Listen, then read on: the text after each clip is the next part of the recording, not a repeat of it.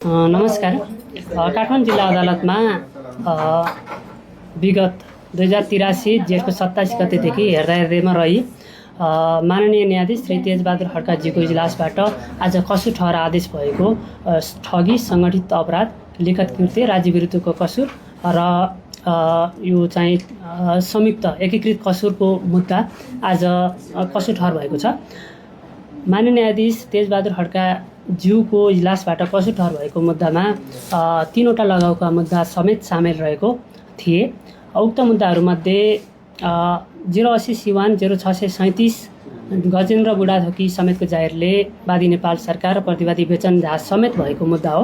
यो मुद्दामा प्रतिवादी बेचन झालाई ठगीको उद्योगतर्फ कसुर ठहर र अन्य मुद्दामा चाहिँ सफाई हुने गरी कसुर ठहर भएको अवस्था छ भने अर्को लगाउको मुद्दा 079 सिवान 2271 जुन मुख्य मुद्दा हो, जसमा 30 जना प्रतिवादी रहेका थिए र 30 जना प्रतिवादी मध्येका फरार प्रतिवादीहरू अशोक पोखरेल, धीरेन राई, दीपा मागाई, निरज राई, राजेश अर्याल, मोहनराज राई, विनिता सामदेन लिम्बू, सुनिल बुढाथोकीको हकमा उहाँहरू फरार रहनुभएका कारणले उहाँहरूको हकमा मुलतवीमा राख्ने आदेश भएको छ।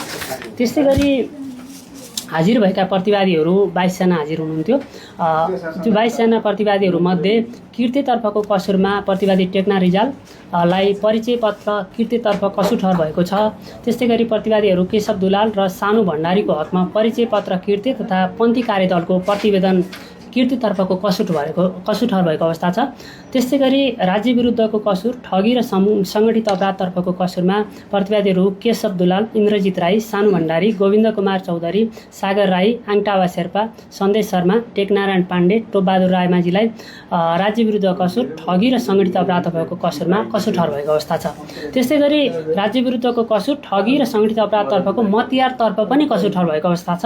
मतियारतर्फको कसुर ठहर हुने प्रतिवादीहरूमा बालकृष्ण खाँड, टेक्ना रिजाल, नरेन्द्र केसी, शमशेर मिया, हरिभक्त महर्जन, निरञ्जन कुमार खरेललाई चाहिँ यो मतियारतर्फको कसुर ठहर भएको अवस्था छ। त्यस्तै गरी प्रस्तुत मुद्दा अर्थात् लिखित कृत्य, राज्य विरुद्धको कसुर, ठगी र सङ्गठित अपराधको मतियारतर्फको कसुरमा सफाई पाउने प्रतिवादीहरूमा रामशरण केसी, टङ्क कुमार गुरुङ, सन्दीप रायमाझी, प्रतीक थापा, लक्ष्मी महर्जन, केशव तुलाधर, आशिष बुढाथोकी हुनुहुन्छ।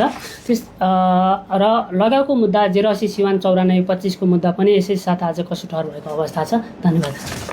अब यो कसुर चाहिँ कहिले भनेको सजाय चाहिँ कहिले हुन्छ? सजाय निर्धारण चाहिँ असारको 29 गते सजाय निर्धारणको अर्को पेशी चढ्छ। त्यो पेशीमा चाहिँ यसको फाइनल फैसला हुन्छ। फरार प्रतिवादीको चाहिँ के हो? फरार प्रतिवादीको हकमा मुलतवीमा रहेको अवस्था छ। पछि मुलतवी जागेपछि उहाँहरूको हकमा फेरि चाहिँ तपाईँको साबिक फैसला हुने अवस्था छ। उहाँहरू बयान गर्न आउनुहुन्छ। बयान गर्न आएपछि उहाँहरूको बयान प्लस उहाँको हकमा चाहिँ त्यसको मुद्दा फेरि जागेर चाहिँ अरू प्रतिवादी सरह नै इजलासबाट फैसला हुने अवस्था हुन्छ। सजाय निर्धारणको लागि फेरि सुनवाई हुन्छ, फेरि बहस हुन्छ, फेरि बहस हुन सक्छ।